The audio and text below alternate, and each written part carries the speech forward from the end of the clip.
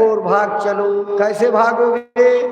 उसकी योजना क्या है, उसकी साधना क्या है? जब भजन करने के लिए बैठो, अलथी पलथी मार के बैठ जाओ, एक कोई चौड़ी ऊंची तकिया लगा लो इन्हीं घुटनों पर, और उसी तकिया पर ऐसे हाथ रख करके कानों को बंद कर लो।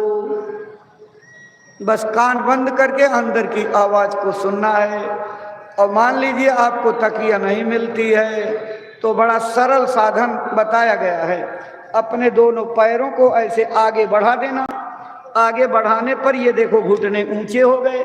इन्हीं घुटनों पर अपनी किहुनी को रख करके कानों को बंद कर देना। किसी तकिया उकिया की जरूरत नहीं।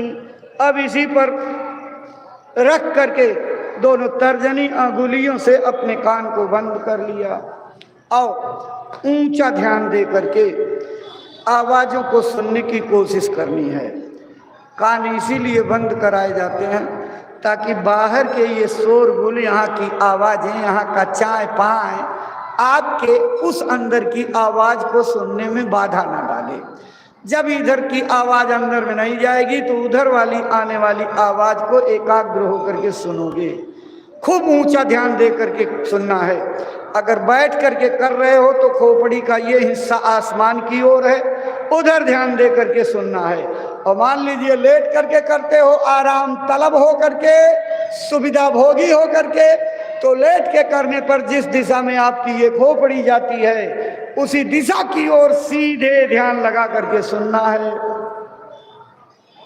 या कोशिश करके सुनने लगोगे तो कुछ दिन अभ्यास करने पर दिन लग सकते हैं, कुछ महीने भी लग सकते हैं। आपकी जितनी जल्दी एकाग्रता सुनने की आएगी उतनी जल्दी कामयाबी मिलेगी।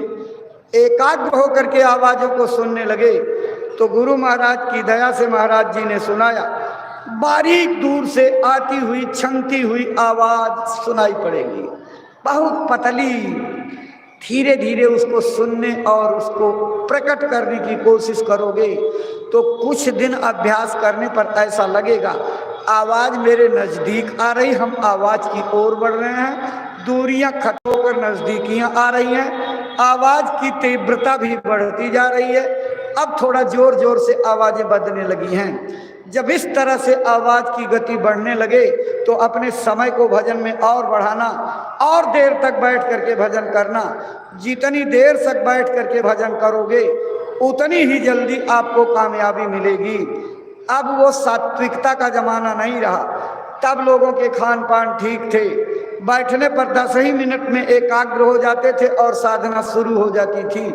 लेकिन अब आपका मन इतना संसार में बहका हुआ है, इतना संग दोष से, खान पान के संग सोहबत से इतना बिगड़ गया, इतनी चंचलता आ गई कि इतनी जल्दी एकाग्र नहीं होता। इसलिए पूज्य महाराज जी ने 3 घंटे समय में देने के लिए कहा है।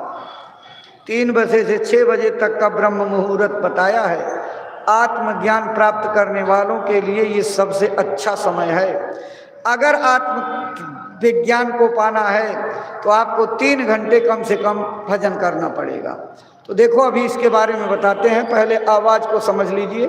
जब ये ऊपर ध्यान दे करके आवाजों को सुनने लगोगे और आवाजें आपके अंदर एक तार उतरने लगेंगी, आप उसमें लय होने लगोगे, तो एक बहुत बड़ा दूसरा चमत्कार आपके जीवन में होगा। वो क्या? जैसे जंग रहित लोहे को चुंबक खींच करके अपने में चिपका लेता है। अगर जंग रहेगा तो लोहे को नहीं खींचेगा, अगर जंग हट जाए, चमकदार परत हो जाए तो उसी लोहे को खींचता है। जब तक आपके अंदर कर्मों की जंग लगी है, बुराइयों की जंग लगी है, आपका अंतःकरण का पर्दा मटमैला है, तब तक आवाज आपको नहीं खींचेगी। लेकिन धीरे धीरे कोशिश करके अपने कर्मों के पर्दे को साफ करो। गुरु की तड़प के द्वारा, शब्द को सुनने की प्रबल इच्छा के द्वारा आप जब उस पर्दे को साफ करोगे, निर्मल हो जाएगा, तो उस चमकदार अंतःकरण के साथ जीवात्मा को खींच करके वो शब्द अपने में चिपका लेगा, सटा लेगा, और जीवात्मा को सटा करके लेकर के उड़ेगा आसमानों में। और स्वर्ग लोक, वैकुंठ लोक, देवी देवता लोक, काल भगवान का लोक, माया का लोक, ब्रह्म का लोक, पार ब्रह्म का लोक,